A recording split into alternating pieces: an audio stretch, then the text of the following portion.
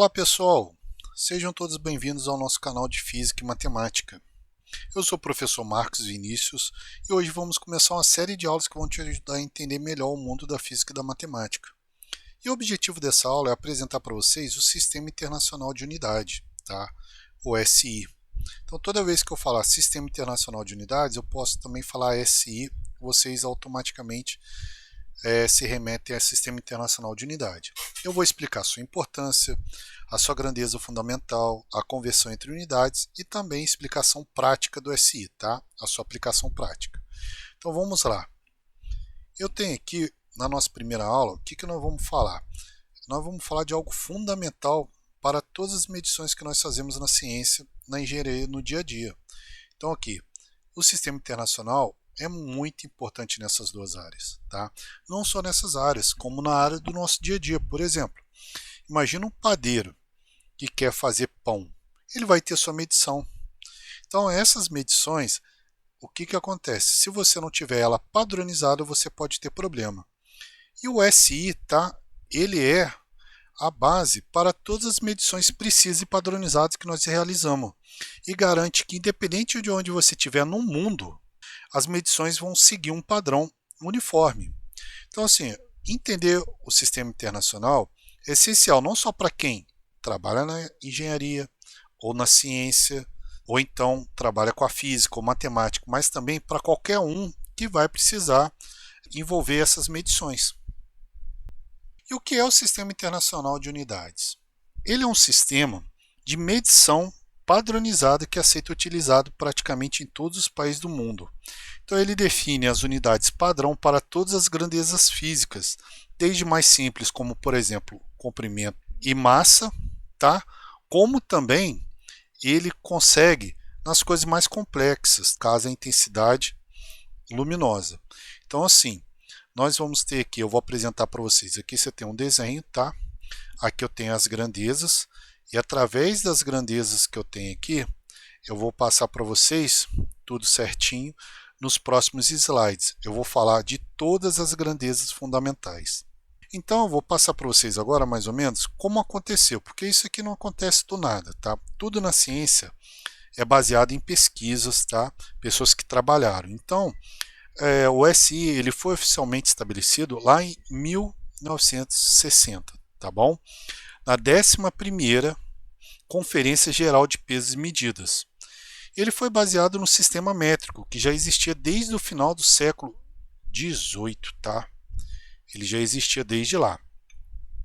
Com o tempo, o SI ele passou por várias revisões para poder incorporar nos novos avanços científicos.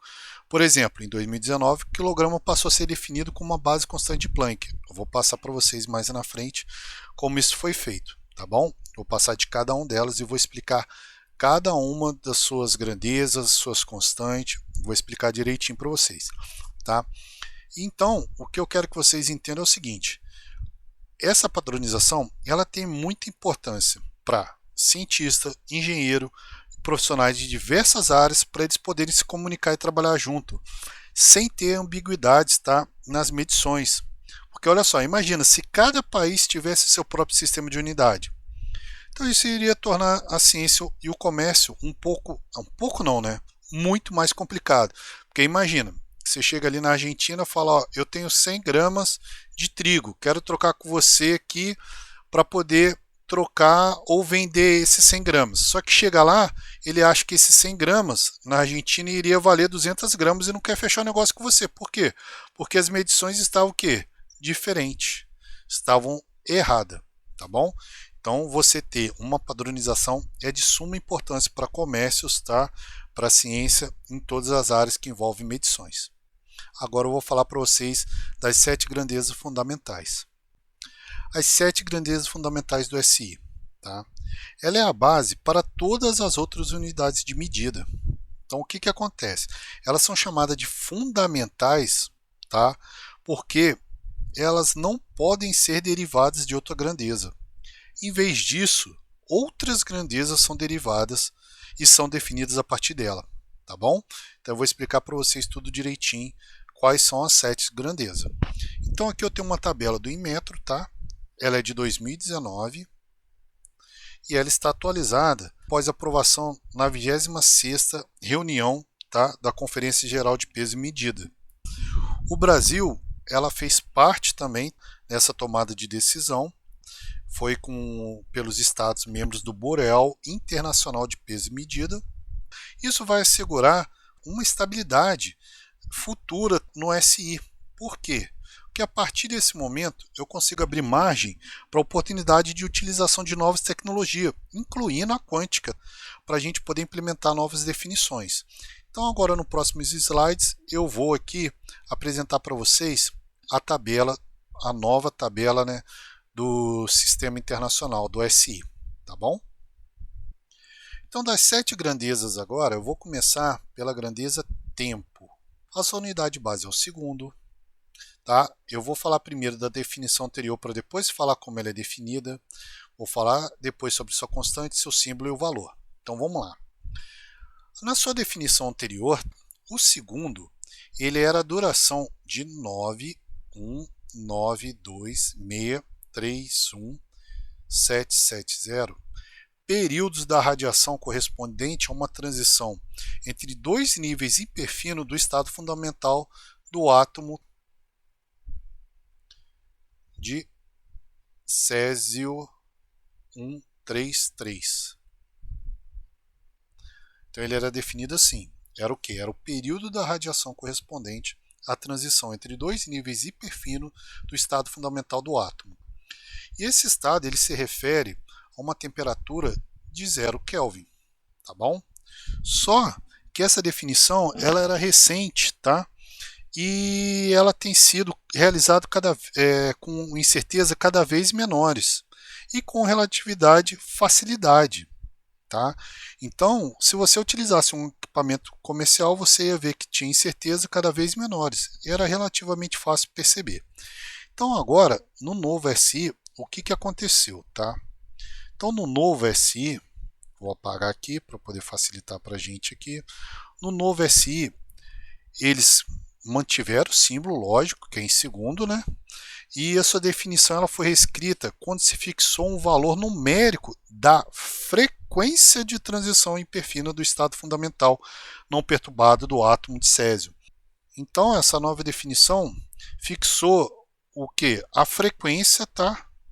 Ni do átomo de césio 133, tá bom? Só que essa frequência é da transição hiperfina do estado fundamental não perturbado do átomo de césio. Enquanto na outra era a transição entre dois níveis, esse novo agora é a frequência de transição hiperfina do estado fundamental. Tá? Então o valor ele se manteve, que é 91926317770 Hz. Tá bom? Então essa é a nova definição do segundo. Isso teve consequência para outras medições também. Então agora eu vou para a próxima grandeza. Essa nova grandeza, ela é o comprimento, tá bom? O comprimento, ele também teve uma mudança, tá? A sua unidade base, o símbolo é o metro, é o M, tá? Eu vou falar como ela foi definida anteriormente, sua constante definidora, seu símbolo e o valor, tá bom? Então vamos lá. O metro, tá? Ele já teve várias outras definições, tá? Vou me atentar a essa última definição dele e a nova definição. O metro significava o comprimento do trajeto percorrido pela luz no vácuo durante o intervalo de tempo. Qual que era esse intervalo de tempo? Era 1 sobre 299.792.458 Q de segundo, tá? Então ele era definido dessa maneira aqui. Então essa definição nós tínhamos aí, ela foi feita em 1983, tá? Na 17ª reunião, tá? O que aconteceu? No novo SI, a unidade, ela também agora está fixada em um valor numérico da velocidade da luz no vácuo. Então o que aconteceu? Agora você usa o valor numérico fixado, tá? Que é igual ao quê? A 299.792 458, expresso na unidade de metros por segundo, né? Onde o segundo é definido, aí olha só, no outro nós vimos que na grandeza do tempo mudou-se o segundo, então aqui mudou também. Então agora é a frequência onde? Em termos da frequência do césio, do Ni. Então aqui em vez de 1, agora nós temos o quê? Delta Ni, do átomo de césio. Então o que aconteceu? Agora o segundo é definido, no caso, segundo é definido em função da frequência do césio, que era o que aconteceu anteriormente. Com isso, o comprimento agora é definido também na frequência do césio. Então, olha só, o que aconteceu? O metro agora é uma unidade de comprimento no SI que define o seu valor numérico da velocidade da luz no vácuo, onde o segundo agora é definido em função da frequência do césio. Tá bom? Então, essa é a nova definição do comprimento. É a definição da frequência, tá? Do átomo de césio, dividido pela velocidade da luz no vácuo, seu símbolo C. Qual que é o valor da velocidade da luz? 299792458 metros por segundo. Aqui agora, como eu estou falando da nova definição, não é de segundo, né? Então, agora é da frequência, da função da frequência do césio. Tá bom? Então vamos lá, vamos para a próxima grandeza. Então a nova definição que eu vou falar para vocês, a nova grandeza, massa, tá? A sua unidade base é o quilograma, e eu vou falar para vocês como ela era definida e como ela é definida agora, sua constante definidora, seu símbolo e o valor. Então vamos lá, qual que era a definição anterior do quilograma? Era a unidade de massa e era igual à massa de um protótipo internacional do quilograma. E era a última grandeza de base do SI, ainda definida por um artefato material. E o protótipo internacional ele era conservado com suas 6 cópias oficiais lá na França. Então nós tínhamos um protótipo e ali era definido o peso dele lá, era definido o quilograma. Só que essa definição, que é original lá da primeira conferência, então olha só, era lá da primeira conferência de 1899. E era um problema, por duas razões. Por quê? Primeiro, ele era baseado em um protótipo único, tá? Só tinha um protótipo só. Você só tinha um protótipo. E você não tinha condições de realizar outras medições. Então, olha só, você tinha um protótipo e não podia fazer outras realizações. E além disso, o segundo problema, você tinha discussões, na verdade, era indiscutível a evidência que só a massa ele estava variando com o tempo e de forma imprevisível. Então você tinha um protótipo com a massa variando e ainda era imprevisível. Então nós temos um grande problema. Então agora, no novo SI, tá? No novo SI, como que funciona? O quilo vai continuar sendo, né? Vai ser massa, sua grandeza, e vai ser que? Em quilograma, correto? Então, o que acontece? Agora, o seu valor não vai ser mais definido por um protótipo. Agora o valor ele está estabelecido num valor numérico da constante de Planck. Essa aqui é a constante de Planck. Essa constante de Planck ela tem um valor de 6,62607015 vezes 10 elevado a menos 34 joules vezes segundo. Tá bom? Isso aí, o que acontece? Então agora nós temos uma constante de Planck. Ela está baseada na constante de Planck, então ela não vai ter o quê? Uma variação. E a partir dessa constante de Planck eu consigo resolver esse problema que eu tinha antes, né, que estava variando o peso, não podia fazer outra medição. Então vamos lá, sua grandeza é massa, a unidade de símbolo é quilograma, e agora usa-se o valor numérico fixado da constante de Planck, quando expressa na unidade joules vezes segundo. Tá? E joules vezes segundo nós vamos ver depois que é quilograma metro quadrado por segundo. Onde o metro e o segundo são definidos em termos de quê? Da velocidade da luz e também de Ni do césio, que é o quê? Que é a variação de frequência De quem? Do átomo de Césio no seu estado fundamental. Então nós temos aqui no seu estado fundamental. Aqui a sua constante é Planck e o seu símbolo é o quê? É o H, tá bom? E aqui nós temos o valor dela, que é 6,626,070 15 vezes 10 elevado a menos 34 joules vezes segundos. Agora vamos para outra grandeza. Agora, a outra grandeza que eu tenho aqui é a corrente elétrica. A sua unidade base, o seu símbolo é o A, de ampere. Eu vou falar a sua definição anterior e como que ela está sendo definida. Então eu vou explicar para vocês a definição anterior. Ela não é simples, tinham mais de 200 anos e eu vou tentar explicar para vocês como que era definida. Então olha só, a corrente elétrica invariável ela era mantida em dois condutores retilíneos paralelos de comprimento infinito. Então eu tinha aqui ó, dois condutores paralelos, tá?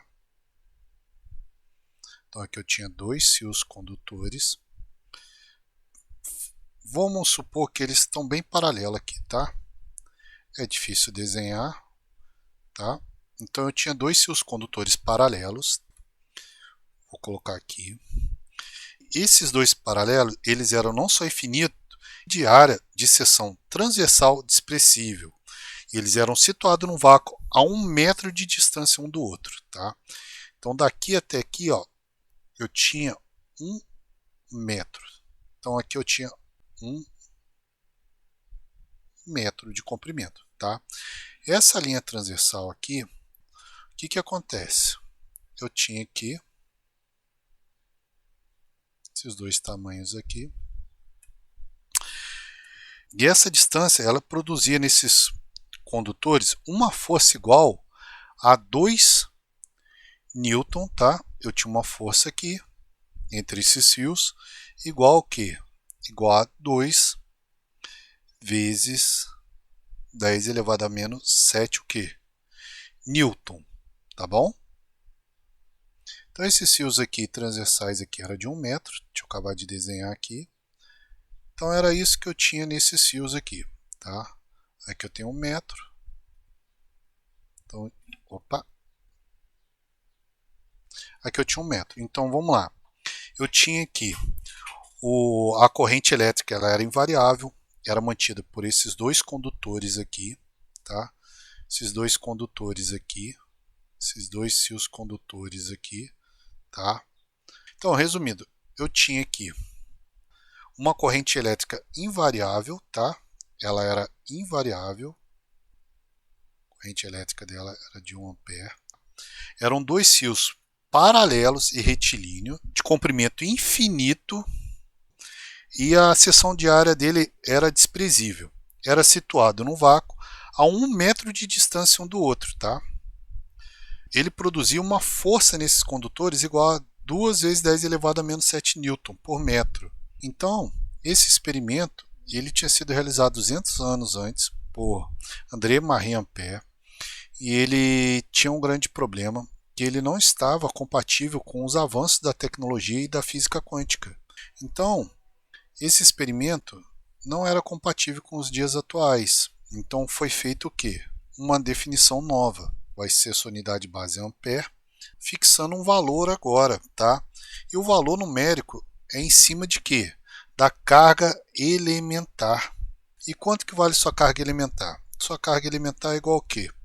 A 1,6021763 vezes 10 elevado a menos 19 Coulomb, sendo que Coulomb é o que? Ampere vezes segundo, tá bom? E o que o segundo é definido agora onde? Ele é definido em quê? Na Ni do átomo de Césio, tá? Ni do átomo de Césio. Então nós tínhamos uma definição bem complexa de 200 anos atrás e agora nós temos definição na constante definidora da sua carga elementar, tá? E em cima disso nós também temos o ampere vezes segundo, e o segundo agora é a frequência do átomo de Césio no seu estado fundamental. Então vamos lá, vamos para a próxima. Agora, a grandeza temperatura, né, da termodinâmica. Sua base, sua unidade base, e o seu símbolo é o Kelvin. Vou falar como ela era definida anteriormente, como é agora. Falar sobre sua constante definidora, seu símbolo e o valor. Então vamos lá. Na definição anterior, o Kelvin, ele tinha uma definição que era o quê? Uma unidade de temperatura termodinâmica e era uma fração de 1 dividido por 273,16 da temperatura termodinâmica do ponto triplo da água. Essa era a sua definição anterior, tá bom? Só que essa definição ela tinha alguns problemas, porque ela era baseada no material água, né? E sua caracterização é complexa. Então, recentemente se definiu a composição isotópica da água a ser utilizada em sua realização. Além disso, a reatividade da água com o recipiente ele resultava em incerteza na estabilidade da realização. Assim, o que aconteceu? Após novos estudos, no novo SI, como que foi definido agora o Kelvin, né? Ele foi definido, ele vai continuar a ser a unidade de temperatura termodinâmica, tá bom? Agora o seu valor é estabelecido, tá? Em função e fixou um valor numérico da constante de Boltzmann, que agora a sua constante de Boltzmann, tá? Ela é 1,380649 vezes 10 elevado a menos 23 Joule por Kelvin, tá bom? Então, essa é a nova definição do Kelvin. Assim, vou passar para a próxima grandeza. Agora, nós vamos falar da grandeza quantidade de substância, onde sua base, seu símbolo é o mol, tá bom? Vou falar como ela era definida anteriormente, falar sobre sua constante definidora, seu símbolo e o seu valor. Então, olha só. Anteriormente, o mol ele era a quantidade de substância, tá, de um sistema que contém tantas entidades elementares quanto átomos existentes. Tá? Então, seu valor era de 0,012 kg de carbono 12. Tá bom?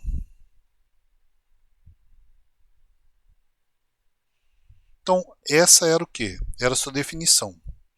Nessa definição, entende-se que ela faz referência a átomos não ligados do carbono 12, em repouso, e no seu estado fundamental. Então, agora, na sua nova definição, o que nós temos em sua nova definição? Em sua nova definição, nós temos aqui o seguinte. Mais uma vez, ele vai continuar sendo mol, e sua quantidade de substância de uma entidade elementar especificada, que pode ser um átomo, uma molécula, íon, elétron, qualquer outra partícula ou um grupo especificado de tais partículas, mas agora o seu valor estabelecido vai ser fixado no valor numérico da constante de Avogadros, tá? E essa constante de Avogadros que nós temos aqui, tá bom? Que é o Na, ela tem um valor de 6,021407 vezes 10 elevado a 23. Então, essa é a nova constante, tá? Essa é a nova novo símbolo, constante quantidade, e ela agora tá mudou e é uma quantidade. Ela agora é medida, né, especificada na sua constante de Avogadros. Vamos para a próxima grandeza. Essa nossa última grandeza, a intensidade luminosa, tá? Ele tem a unidade de base, o seu símbolo é CD de candela, tá? Vou falar a definição anterior e a sua nova definição, sua constante, o símbolo e o valor. Então, olha só. Na 16ª, né, reunião que nós tivemos, tá? Foi em 1979, adotou a seguinte definição da candela, tá? Que era o quê? Era a intensidade luminosa numa direção dada de uma fonte que emite uma radiação monocromática de frequência de 540 vezes 10 elevado a 12 Hz, tá? Essa era a sua definição. E cuja sua intensidade energética naquela direção é de 1.683 watt por esferro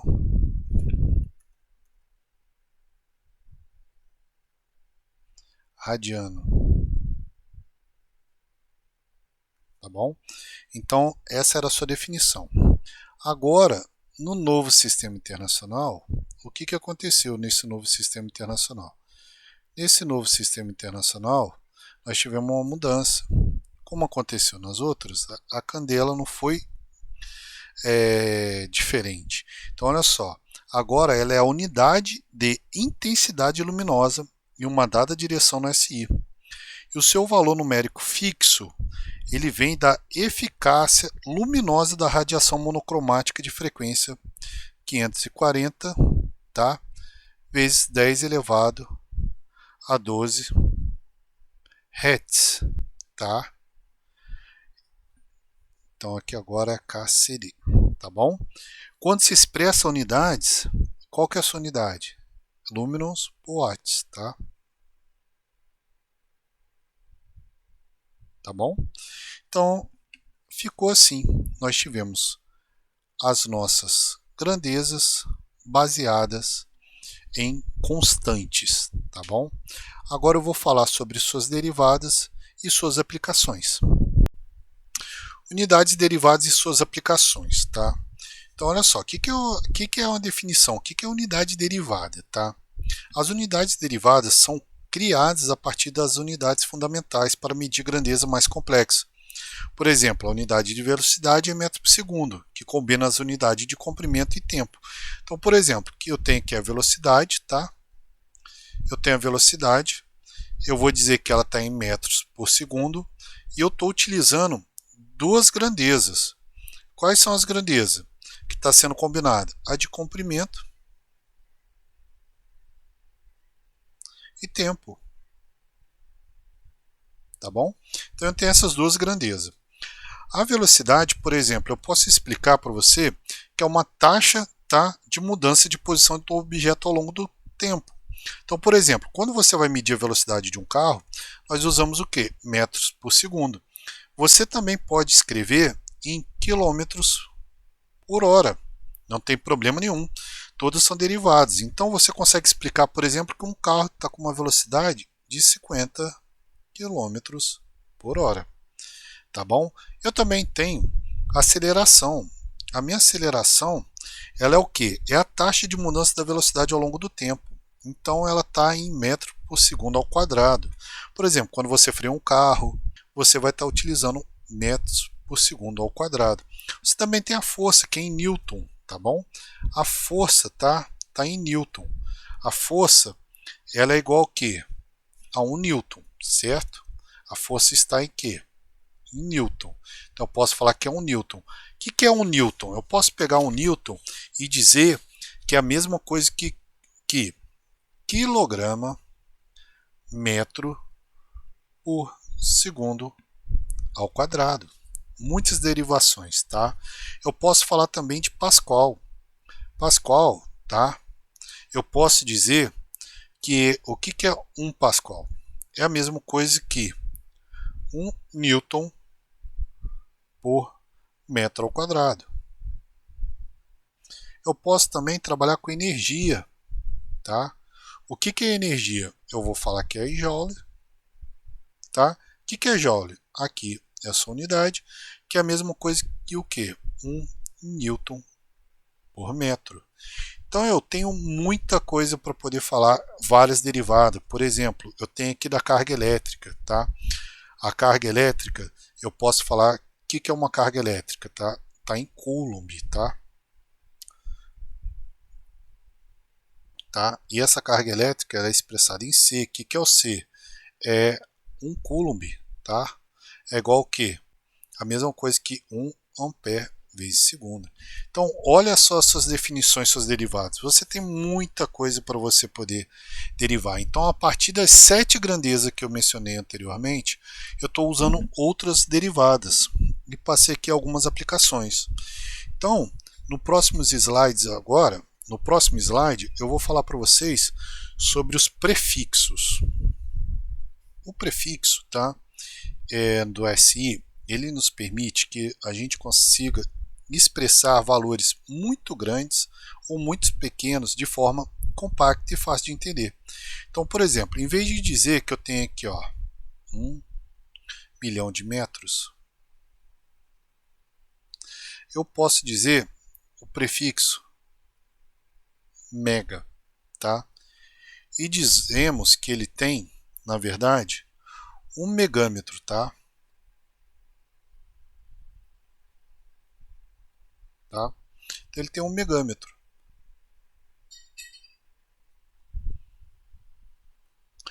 Então eu vou escrever uma tabela para vocês, para a gente poder ver alguns prefixos mais comuns, seus fatores de multiplicação. Então, por exemplo, eu tenho aqui o quilo, tá? O quilo, tá? Eu expresso em K, e ele equivale o quê? A 10 elevado a 3 o quê? Então ele é 10, então ele é 1000 gramas, tá bom? Então eu estou falando de 1 quilo. Tá? Eu posso ter uma outra que eu vou chamar de mega. O mega, eu passo ele dessa forma, que ele é 10 elevado a 6. Então ele vai ficar neste valor, 1 milhão. Eu tenho também o giga, tá? O giga. Vocês conhecem muito pela internet, tá? O giga, gigabytes, tá? Então você tem giga. O que é o giga? O giga é 10 elevado a 9, que nós estamos na casa do bilhões. Então ele vem 1 acompanhado de quanto zero? De 9 zeros. Então 1, 2, 3, 1, 2, 3, 1, 2, 3. Eu vou ter agora o tera. Tá? Então o tera, eu vou ter o que no tera? 10 elevado a 12. Então é quantos zeros depois? A mesma coisa.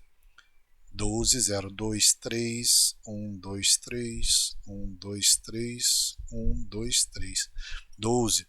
Aí eu posso também chamar de mili, tá? O mili eu já vou um pouco diferente. Aí a letra é minúscula, tá? O que é mili? É igual a 10 elevado a menos 3. Então agora eu vou andar para a esquerda, que é 0,001. Eu vou ter o micro. O micro, tá? Eu vou ter agora o quê? Igual a 10 elevado a menos 6, tá bom? Então é 0,000001, tá? E agora eu tenho um nano. O nano significa o n minúsculo é igual a quê? 10 elevado a menos 9. Então eu vou ter quantos zero? 9, ó, 0, né? 1, 2, 3, 4, 5, 6, 7, 8, 9, 9, 1. Então o que eu acabei de passar para vocês é uma tabelinha de prefixo, tá bom? Então agora nós vamos para um exemplo prático aqui. Eu vou falar com vocês só para a gente poder pegar. Então vou falar um exemplo prático para vocês aqui, tá bom? Então vamos lá. Imagina que estamos medindo o comprimento de uma célula. Em vez de usar metros, que seria uma unidade muito grande, usamos o micrômetro. Então, já que as células têm dimensões na ordem de 10 elevado a menos 6, então, em vez de eu escrever 10 elevado a menos 6, tudo isso aqui, o que eu vou escrever? Só vou escrever isso aqui, ó, 10 elevado a menos 6. O quê? Metros. Então, eu já estou utilizando a ordem. Então, outro exemplo é o seguinte, é o armazenamento de dados. Se você tem lá um disco rígido moderno capaz de 1 terabyte, o que eu vou fazer? Eu vou escrever o quê? Se ele é 1 terabyte, eu vou falar que ele é o quê? 10 elevado a 12. Aqui com letra minúscula. Então vamos para o próximo slide. Conversão de unidades. A importância da conversão de unidade é para você ter uma habilidade de converter entre diferentes unidades e ela é essencial para todos os campos da ciência, tá? Você, por exemplo, se pegar uma xícara, você quer saber xícara e grama, você vai ter que converter. Se você pegar a água, ela está em ml, você quer saber em litro, você vai fazer uma conversão. Então, sem essa habilidade, seria muito difícil a gente comparar resultados ou trabalhar com medições feitas em diferentes sistemas de unidades. Tá? Então, agora eu vou fazer para vocês um passo a passo de conversão. Então, vamos lá. Eu vou fazer um exemplo simples para poder ilustrar uma conversão. Então, olha só. Imagina aqui que eu tenho 5.000 milímetros, tá? E quero passar para metro. Estou em milímetros e quero passar para metro. Como que eu vou fazer? Eu sei que 1 metro, tá? 1 metro, ele é igual a quê? 1.000 milímetros, certo? Então, para me converter, o que eu tenho que fazer? Para converter milímetros para metros, é só pegar e dividir 5.000 por 1.000. Então, eu vou pegar 5.000 e vou dividir por 1.000. Eu fazendo isso daí, o que vai acontecer? Ó, corta, corta, corta, corta, corta, corta, vai dar o quê? 5 dividido por 1, que vai dar quanto? 5 metros. Você tem várias formas de fazer. Eu fiz aqui bem simples. Eu vou dar um outro exemplo aqui. Converter entre unidades derivadas. Então vamos lá. Tá? Vou apagar isso aqui e vou passar para vocês uma nova conversão. Então imagina que nesse momento eu tenho aqui agora, tá? Uma conversão de velocidade. Então vamos lá, eu quero converter, tá? 72 km por hora, tá? Eu quero converter ele para metros por segundo.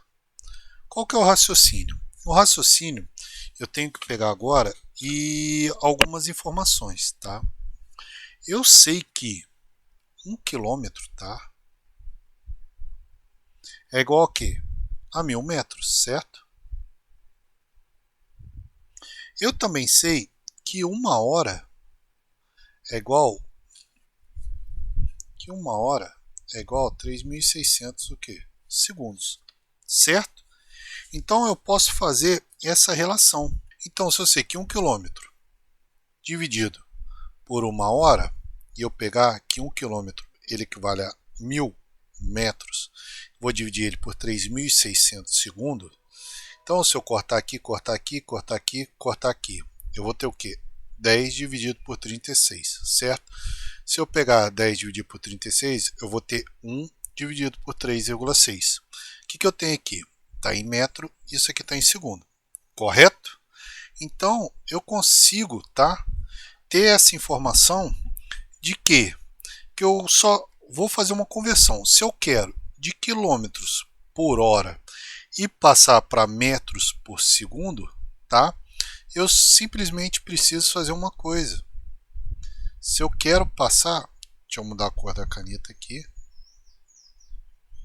Se eu quero passar, o que ele vai me dar? Se eu quero sair de quilômetros por hora para metros por segundo, eu vou ter que dividir por 3,6. Se eu quero passar de metros por segundo para quilômetros por hora, eu vou ter que multiplicar por 3,6. Então, eu tenho uma forma de fazer. Se eu pegar 72 e quero passar para metros por segundo, tá? Quilômetros por hora, e quero passar para metros por segundo, eu vou pegar 72 e vou fazer o quê? Vou dividir por 3,6. Que esse valor vai me dar o quê? Vai me dar 20 metros por segundo. Tá bom? Eu poderia fazer também numa regrinha de 3. Tá? O que seria a regra de 3? Na regra de 3, eu ficaria dessa maneira aqui. Ó. Ficaria assim. Ó. Se 1 quilômetros por hora está para, né, este valor aqui que eu achei aqui na divisão dele aqui, 1 dividido por 3,6 metros por segundo aqui, então 72 quilômetros por hora, tá? Deixa eu colocar aqui que eu esqueci de colocar barra, está para x, tá? Resolvendo fazendo uma multiplicação cruzada, tá? Aqui está eu fazendo uma multiplicação cruzada, eu vou ter x, né? Vezes quem? Vezes 1, certo? Vai ficar igual ao quê? Vai ficar igual a 72 vezes quem? 72 vezes 1 sobre 3,6. Então, meu x vai ser igual a 72 dividido por 3,6. Foi o que nós fizemos aqui em cima, aqui, ó. Certo? Isso vai me dar 20 metros por segundo. Tá bom? Então, recapitulando, fazendo um mapa mental aqui bem simples aqui. No SI, nós temos quem? A grandeza, tá? E essa grandeza aqui, tá bom? Essa grandeza aqui do tempo, eu tenho que no tempo o segundo, comprimento metro, a massa quilograma, aqui eu tenho ampere, aqui eu tenho Kelvin, na quantidade de substância nós temos o mol e nós temos a candela aqui, tá? Então, a partir de todas essas grandezas aqui, tá? Eu possuo o que? Eu tenho também, tá? Eu tenho aqui a minha grandeza derivada, tá bom?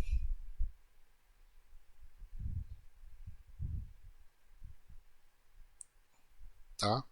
O SI vem para cá. Quais eram minhas grandezas derivadas? Minhas grandezas derivadas eram, por exemplo, a velocidade, que é o que? Metros por segundo. Tem a aceleração, que era o que? Metros por segundo ao quadrado. Eu tenho a força, que estava em Newton. Eu tenho em Pascal, tá? E a partir de todas essas derivações, tá? Eu consigo trabalhar com conversões, como nós vimos ali, conversões de unidades. Então, eu posso trabalhar de centímetros para metro, tá? Eu posso trabalhar também, tá? A área. Posso trabalhar de metro quadrado, tá? Para centímetros quadrado. Eu posso trabalhar a unidade de velocidade de quilômetro por hora. De quilômetros por hora. Para quê? Para metros por segundo. Então, nós começamos com o sistema internacional, uma padronização. Dessa padronização, fomos para a grandeza. Das grandezas, passamos para as suas derivadas. E na derivada, nós passamos para as suas conversões. Tá bom? De unidades. Muito obrigado por assistirem a aula até aqui. É muito importante ter vocês nessa jornada de aprendizado. Se você gostou dessa aula, compartilhe com seus amigos e colegas. E também não se esqueça de se inscrever no canal, também clicar no sininho das notificações para as próximas aulas, tá bom? Na próxima aula eu vou falar sobre vetores e muito obrigado, bons estudos para vocês e até a próxima, pessoal!